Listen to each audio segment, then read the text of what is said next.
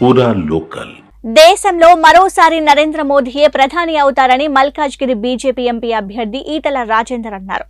Neredmet division పరిధిలోని జేజేనగర్లోని Mahabodhi function హాల్లో నిర్వహించిన తమిళుల ఆత్మీయ సమ్మేళనంలో ఆయన పాల్గొన్నారు. మోదీ హయాంలో దేశంలో మోడ్రన్ రైల్వే స్టేషన్లు నిర్మాణం, రైల్వే స్టేషన్లు విమానాశ్రయాల మాదిరిగా అభివృద్ధి చెందుతున్నాయన్నారు. దేశంలో పేదల కోసం 12 కోట్ల టాయిలెట్లు కట్టించారన్నారు.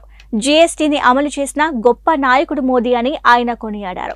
దేశంలో టెర్రరిజంను అణిచివేసి శాంతి నెలకొల్పిన ఘనత బీజేపీ ప్రభుత్వానిదేనన్నారు.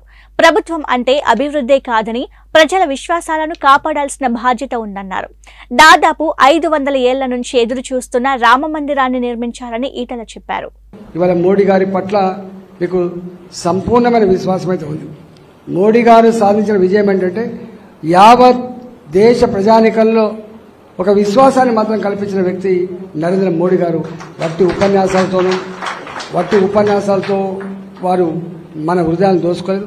పనిచేసి అది కళ్ళ ముందు అది ఆవిష్కరించబడి దాని ఫలితాలు ప్రజలు అందుకుంటున్నారు. కాబట్టి మోడీ గారికి ఇవాళ అన్ని వర్గాల ప్రజలు ఇలా అండగా ఉన్నారు. రేపు కేంద్రంలో 100% దేశం ప్రశాంతంగా ఉండాలంటే, దేశంలో టెర్రరిస్టు దాడులు లేకుండా ఉండాలంటే, దేశంలో అమాయకుల ప్రాణాలు పోకుండా ఉండాలంటే, దేశంలో ఇలా నేషనల్ హైవేస్ నిర్మాణం కావాలంటే, దేశంలో ఇలా మోడ్రన్ అనేక రకాల ఇండస్ట్రీస్ రావాలంటే, అన్నిటికీ మిక్కిలి ఇవాళ ప్రపంచ చిత్రపటం మీద దేశ ఔన్నత్యం, దేశ గౌరవం గొప్పగా ఎదగాలంటే మోడీ గారే ప్రధానమంత్రి కావాలని చెప్పి ప్రజలు భావిస్తాను. మీకు తెలుసు, అసలు అనేక రంగాల్లో దేశం సాధించిన విజయాల గురించి చెప్తే గొడవదు.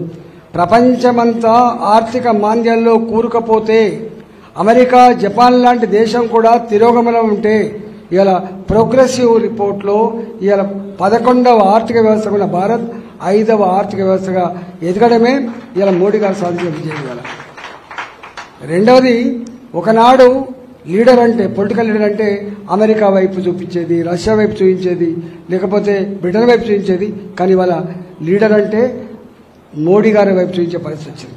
ప్రపంచంలో స్ట్రాంగ్ పొలిటికల్ లీడర్ అంటే మోడీ గారు వైపు చూపించే పరిస్థితి వచ్చింది. అంటే భారత్ ఒకనాడు ఏదో అమెరికా ప్రాపకం ఉంటే, రష్యా ప్రాపకం ఉంటే, లేదా వరల్డ్ బ్యాంక్ భిక్ష పెడితే ఎదిగినటువంటి దేశం ఇవాళ వరల్డ్ బ్యాంక్ ప్రస్తావన లేదు, ఏషియన్ డెవలప్మెంట్ బ్యాంక్ ప్రస్తావన లేదు, ఇలా అమెరికా ప్రస్తావన లేదు, రష్యా ప్రస్తావన కూడా లేదు. మన చిన్న ఒక ఎగ్జాంపుల్ చెప్తాను నేను.